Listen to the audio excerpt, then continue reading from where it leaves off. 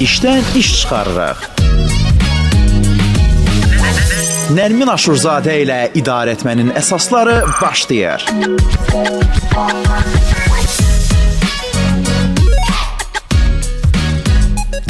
5-ci yüksəliş müsabiqəsinin qalibi Şəhriyar Həsənverdiyev də studiyamızdadır. Biz onunla birlikdə bugün son dövrlərdə mənə ən çox maraqlı gələn mövzulardan biri haqqında danışırıq. Belə ki, idarəetmədə effektiv qərar vermənin əhəmiyyətini müzakirə edirik. Sanki bu elə bir mövzudur ki, nə qədər danışsan da danışacaq həmişə, deyiləcək nələrsə var, təzə nələrsə mütləq ortaya çıxır. Ona görə bununla bağlı yaxşı müzakirə bugün bizi gözləyir. Sizin də bu mövzu ilə bağlı deyəcək sözünüz, sualınız olsa bizimlə əlaqə saxlaya bilərsiniz. Telefon nömrələrimiz açıqdır. İşinizi asanlaşdırmaq üçün telefon 012 404 11 22. Şəhriyar bəy, xoş gəlmisiniz. Necəsiz? Salam, xoş gördük. Yaxşı, siz necəsiz? Təşəkkür edirəm. Necə qərar verdiniz ki, yüksəlişə qoşulum? Əslində bu qərar belə birdən-birə olmadı. Zaten siz bilirsiniz ki, yüksəliş müsabiqəsi kifayət qədər ölkə səviyyəsində tanınmış bir müsabiqədir. Kifayət qədər tanınmış bir yarışmadır. Mən də bunu izləyirdim və düşündüm ki, artıq özümü sınamalıyam və qoşulmalıyam. Beləcə qoşuldum. Aydındır. Və peşman olmadınız ki, hansısa bir mərhələdə bəlkə fikirləşdiniz, bu mənə lazım idi. Belə bir hallar oldu. Əksinə bu müsabiqədə iştirak edənlər bilir ki, bu kifayət qədər maraqlı bir müsabiqədir. Bəli, uzun müddət çəkir, 4-5 ay bir müddət çəkir, amma qətiyyən bir peşmançılıq olmayıb, hər şey yaxşıdır. Hətta 2 dəfə cəhd edib uğursuz nəticə əldə edəndə belə peşman olmadınız. Qətiyyən. Yaxşı, peşmanam cavabını ala bilməyəcəm, başa düşdüm. Qərar vermə ilə bağlı, bax, bugün də idarəetmədə qərar vermənin əhəmiyyətindən danışırıq, effektivliyindən daha doğrusu. Sizə görə o effektivlik nə ilə ölçülür?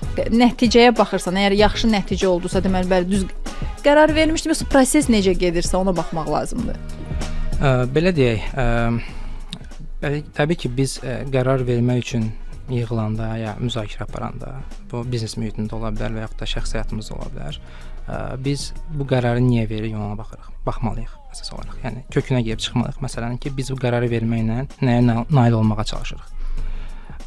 Və nail olmaq istədiyimiz hansısa bir məsələ bu nəticədir. Ona görə nəticə çox önəmlidir. Yəni verilən qərarların nəticəsi o qərarların əhəmiyyətini müəyyən edir.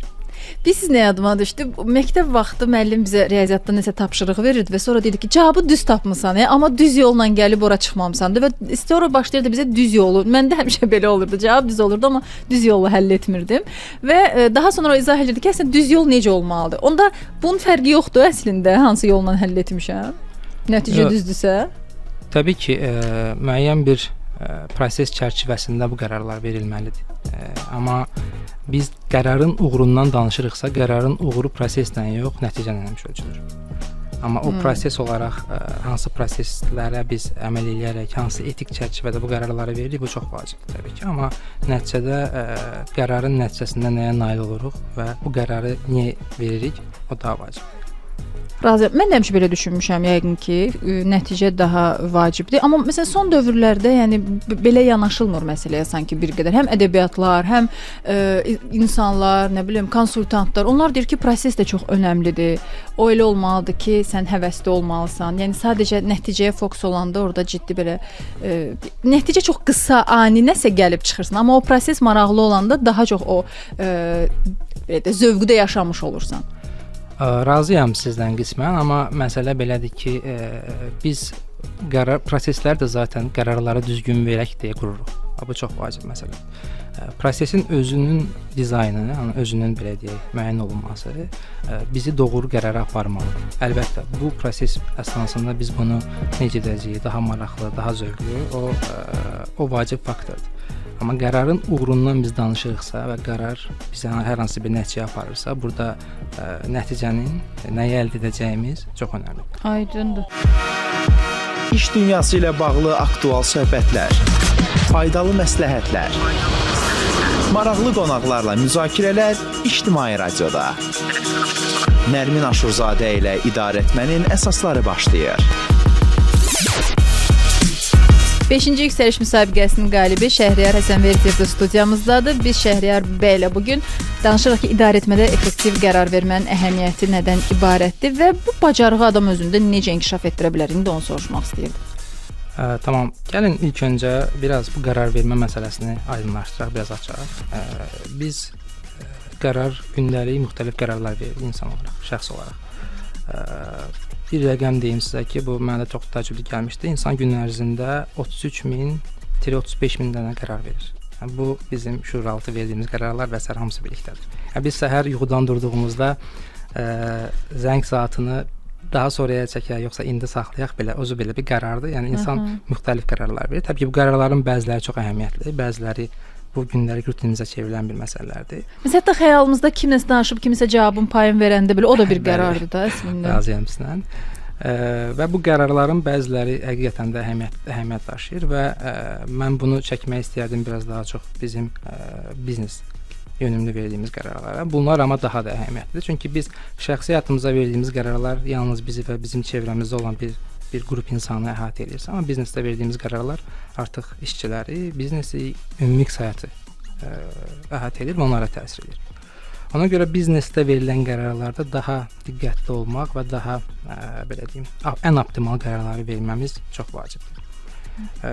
Və onu deyim ki, bu qərarları verərkən təbii ki, rəhbərlərin üzərinə böyük məsuliyyət düşür. Zaten rəhbərlərin ən əsas funksiyalarından biri qərar vermədir. Doğru, ən optimal qərar vermə. Və qərar vermə özlüyündə nədir? Qərar vermə mümkün variantların içindən ən optimalını seçməkdir.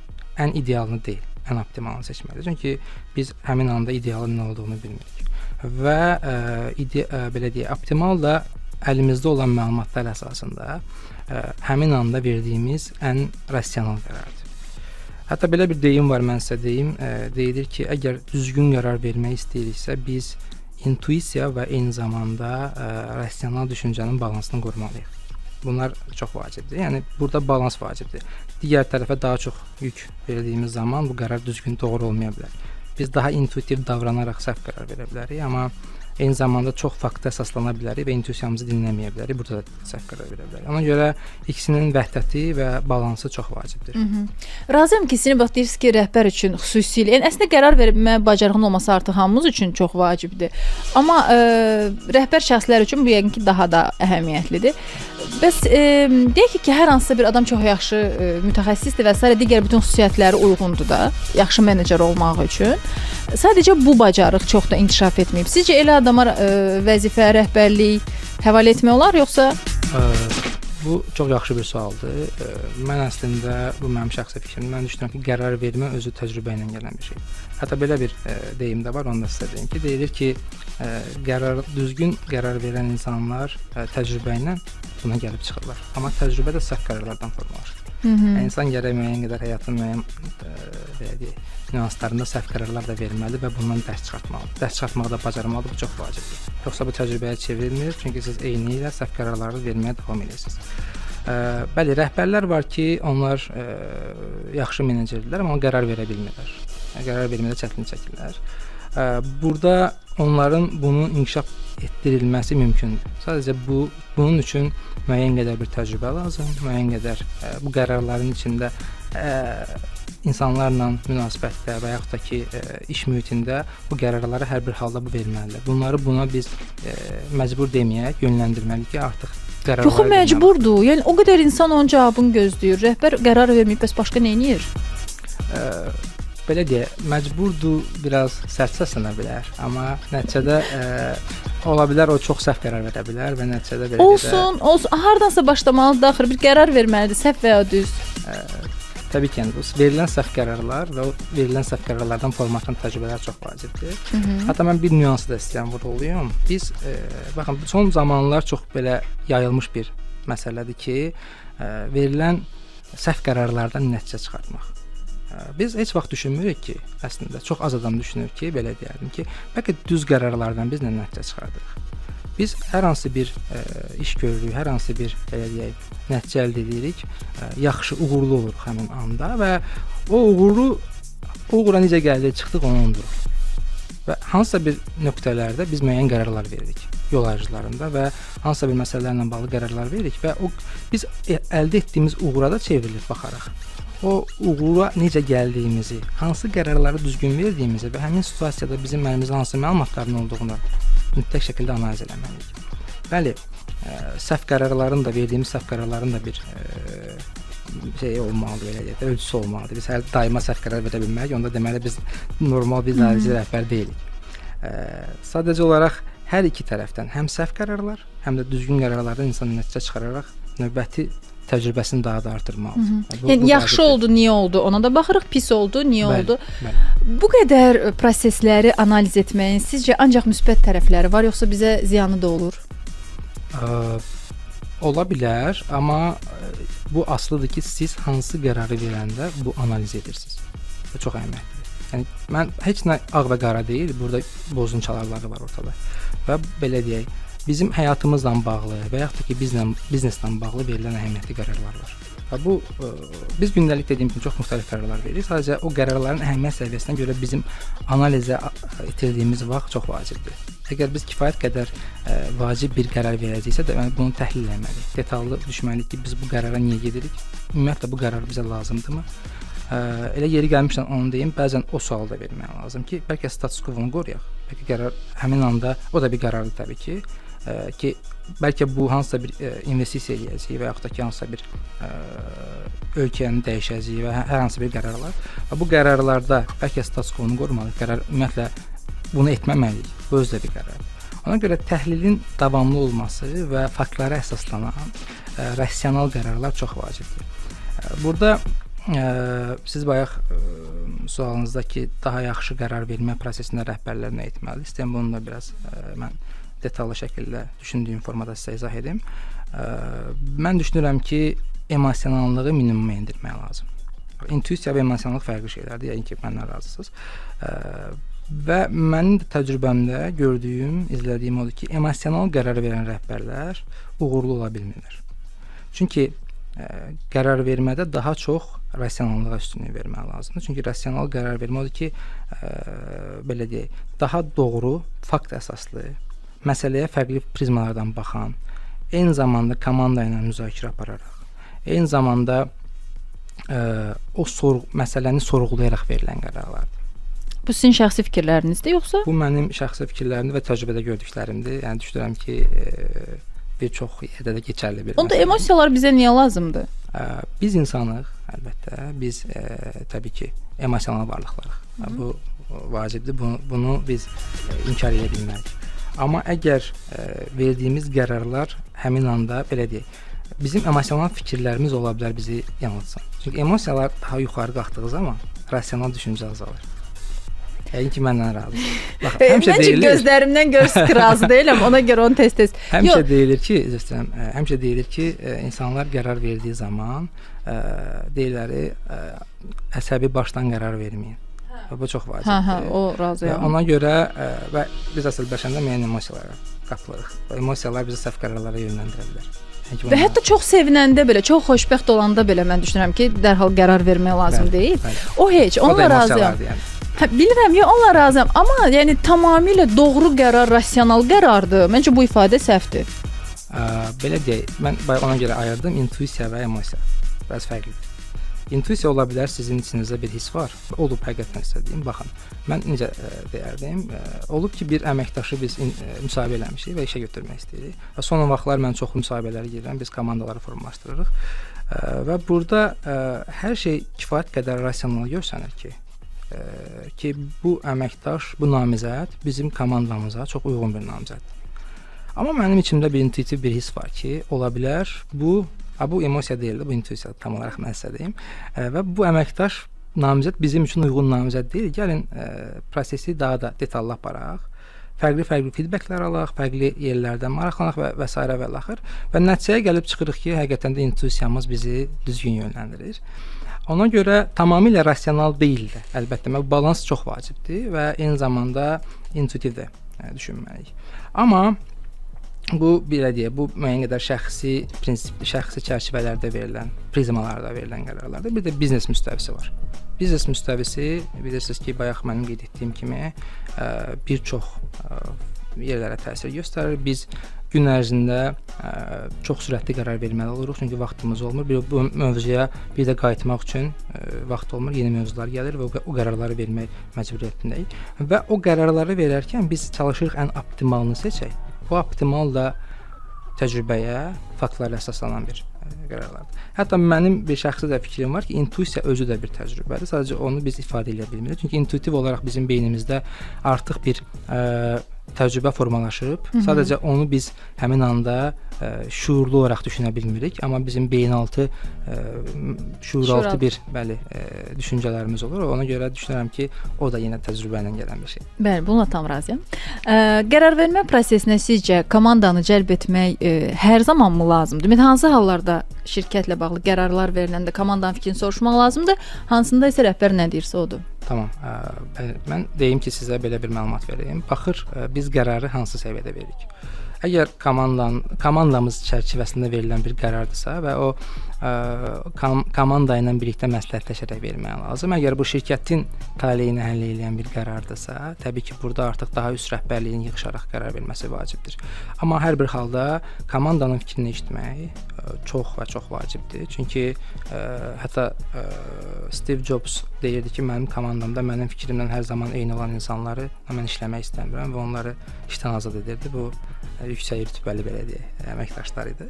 Ona görə fərqli fikirlər, fərqli challenge-lar belə deyək, çox əhəmiyyətlidir. İndi Steve Jobs özü də unikal insan olduğuna görə yanaşması falan təbii ki, əksəriyyətindən fərqlidir. Amma məsələn, gəlin bu bizim reallıqda baxaq da, deyək ki, sən başa düşürsən ki, sənin rəhbərin səhv qərar verib və ona bunu necə etiraz etmək olar, ona bunu necə bildirmək olar ki, bu qərar doğru deyil. Yəni işçi bunu necə edə bilər və etməlidirmi həmişə? Çünki birdən onu da işdən çıxartdılar ki, sən niyə müdirin qərarlarına qarşırsan? Tamam. Bu asılıdır sizin işlədiyiniz mühitdən. Yəni, sağlam mühitdə əlbəttə hər kəs öz sözünü açıq şəkildə deməyi bacarmalıdır. Bu sağlam kommunikasiyadır. Mən düşünürəm ki, belə deyək, bu daha çox əvvəlki idarə etmə sistemlərində belə ki, rəhbər tək qərar verirdi və rəhbərin fikri çox önəmli idi. Amma lakin son zamanlar çox önəmli olan bir məsələ var ki, qərar vermədə açıq fikir çox önəmlidir. Yəni bütün komandanı eşitmək, onları dinləmək, onların hətta etirazlarını belə normal qəbul etmək bu çox vacib bir faktordur. Bu baxımdan əgər etiraz etsə belə onu eşitmək lazım komanda özünü və burada bir önəmli nüans var ki, etirazı hansı formada edirsiniz. Bir var ki, sizin bir fikriniz var. Bu çox önəmli məsələdir.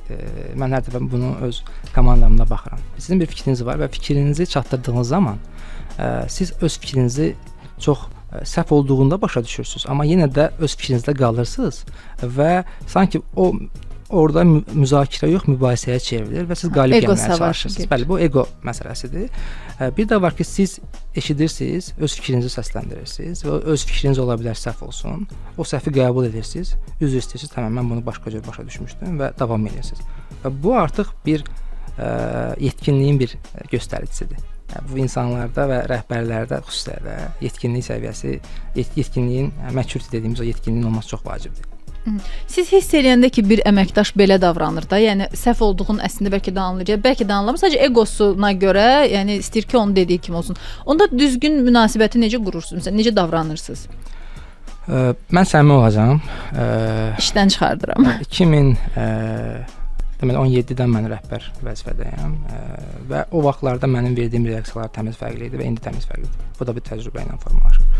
O vaxtlarda mən ola bilsin deyirdim ki, tamam, bu mənim qərarımdır və sən qərarında səhv deyirsən çünki bu şeylərə görə. Amma artıq indi bu mesajı çatdırmağımız mənim mesajı çatdırmağım daha fərqli formadadır. İnsana bunu izah etmək lazım və o hiss etməməlidir ki, əgər hiss edirsə ki, təbii səhv qərar verib, amma bu səhv qərara görə utanır, utanmamalıdır.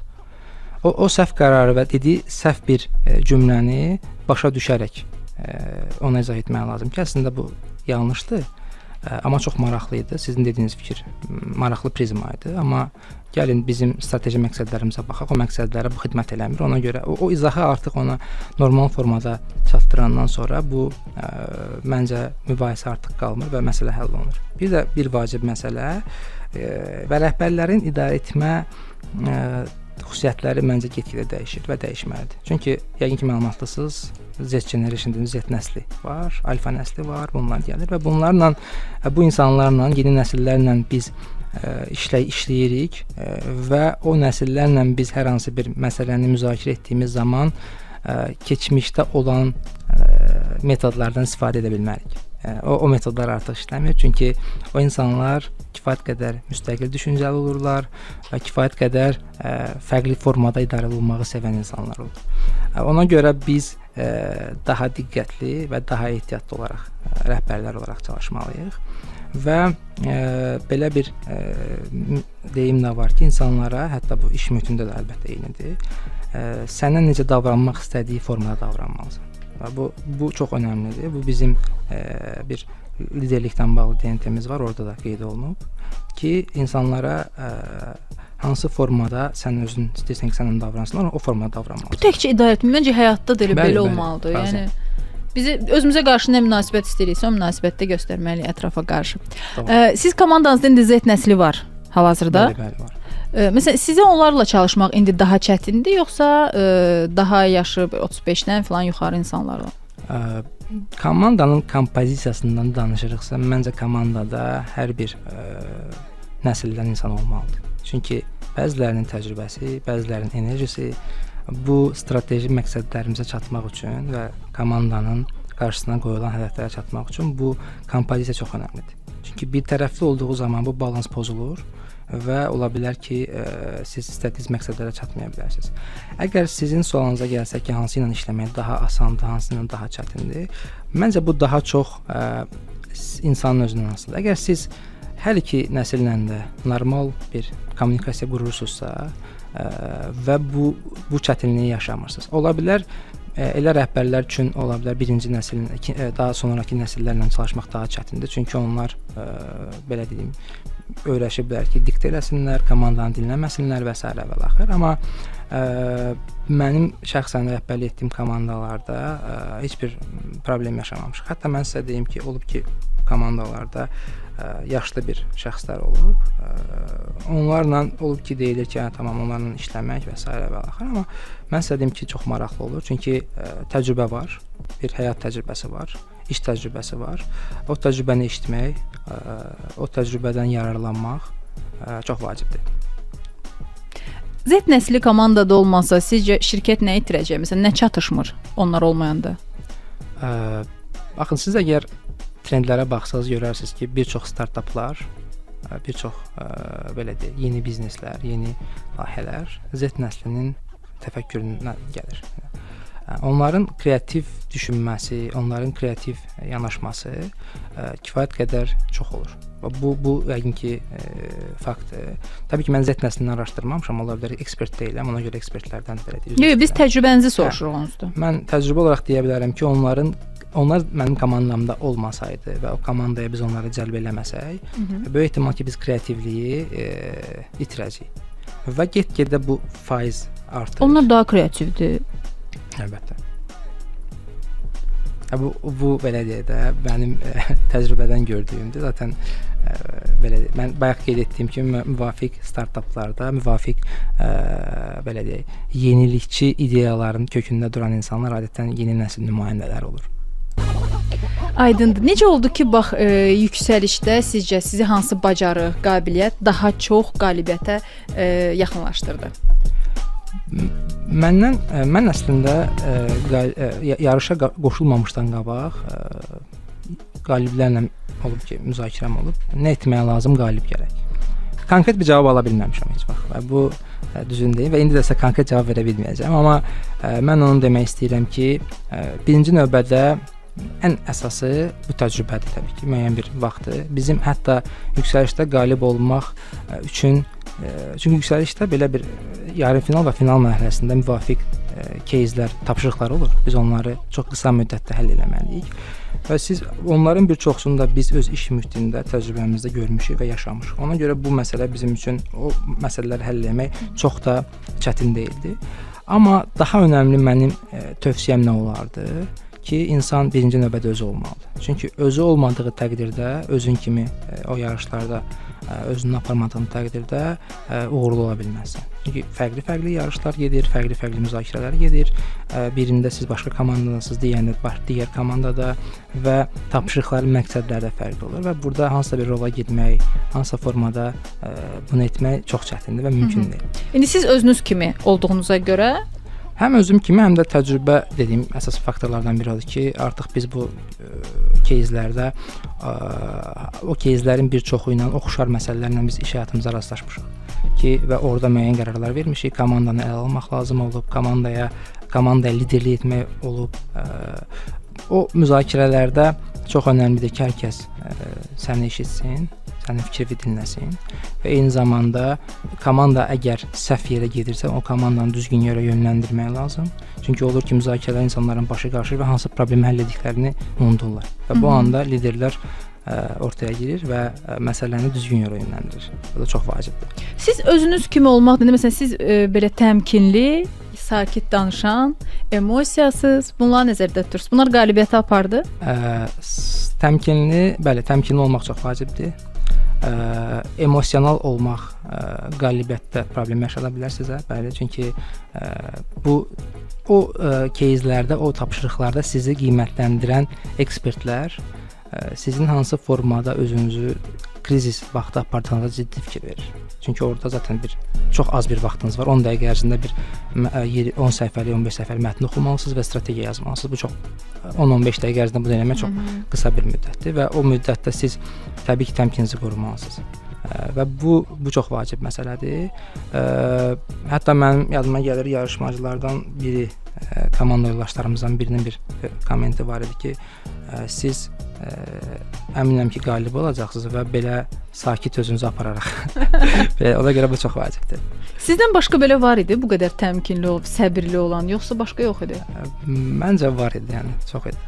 Elə qaliblərdir məhz belə insanlar. Təmkinli və səbirli olmaq daha çox düzgün və yerində komment eləmək, şərh vermək və dediyim kimi bayaq, stolda, masada əyləşdiyiniz zaman o masanın sizi dinlədiyinə əmin olmaq və o masanı yönləndirmək. Bu çox vacibdir. Bunu bəs necə eləyirsiniz? Məsələn, 5-6 nəfərin arasında necə eləyirsiniz ki, hamı sizə qulaq asır?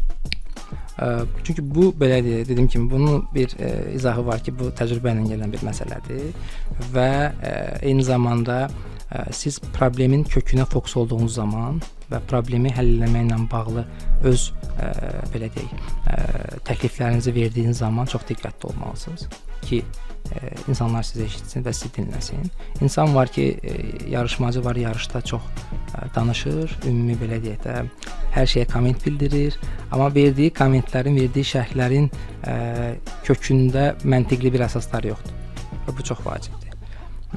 Yarış başlayan kimi kimsə danışmağa başlayır, kimsə artıq müzakirəyə qoşulur, amma siz kənardan onları dinləyərək və ən doğru nəticənin nə olduğunu düşünərək öz şərhinizi sonda verməlisiniz. Bu çox vacibdir. Elə olduğu halda artıq komanda sizi dinləməyə başlayır. Deməli, mənim sizdən də öyrəndiklərim, birinci sakit qalıb müşahidə eləyirsən, kim nə danışır, necə və s. Həmin müddətdə özünə yaxşı arqumentlər fikirləşirsən ki, nə deyəcəm və son sözü sən deməlisən. Son sözü biraz dediklərinizdən razıyam, amma son sözdə ola bilər ki, siz komanda ilə birlikdə deyirsiniz və yox, axırda danışan mənasında. Bəli, komandanı o nəticəyə gətirmək ki, sizin dediyiniz əslində doğru yanaşmadır, amma ola bilər sizin dediyiniz doğru deyil və siz bunu qəbul etməyə bacarmalısınız. O da çox vacib məsələdir. Ola bilər ki, sizinlə yarışan hansısa bir şəxs daha doğru, daha dolğun fikir səsləndirir və onu qəbul edərək, onun fikrinə hörmət edərək komandanı o yöndə, o fikir ətrafında birləşməyə yönləndirməlisiniz. Bu da vacib məsələdir. Aydındır. Şəhriyar bəy, çox sağ olun gəldiyinizə görə. Mövzu ilə bağlı soruşmadığım və siz ola bilər ki, gələndə nəyəsə hazırlaşmışdınız ki, bunu da deyəcəm. Buyurun. Mənim belə demək istədiyim odur ki, yüksəliş müsabiqəsi ilə bağlı onu qeyd edeyim. Çox maraqlı müsabiqədir. Məncə burada 20 nəfər qalib yox. Əslən bu il yəni ki, bilirsiniz, daha çox rekord sayda qatılımcı var idi. 16 mindən yuxarı qatılımcı var idi və 20 nəfər qalib oldu. Kimlər ki qalib olmayıb, onlar da mənə görə qalib, hansı ki finala qədər gəlib çıxıblar. Ruhdan düşməsinlər, yenidən hazırlaşsınlar və yenidən qoşulsunlar. Çünki bu bir müsabiqə ola bilər və eyni zamanda çox əyləncəli bir yarışmadır. Təşəkkür edirəm bir daha. Bugünkü həmsöhbətin 5-ci yüksəliş müsabiqəsinin daha bir qalibi olan Şəhriyar Həsənverdiyev idi. Biz onunla birlikdə həm yüksəliş haqqında danışdıq, həm də ki idarə etmədə effektiv qərar vermənin əhəmiyyəti nədən ibarətdir, bunu müzakirə etdik.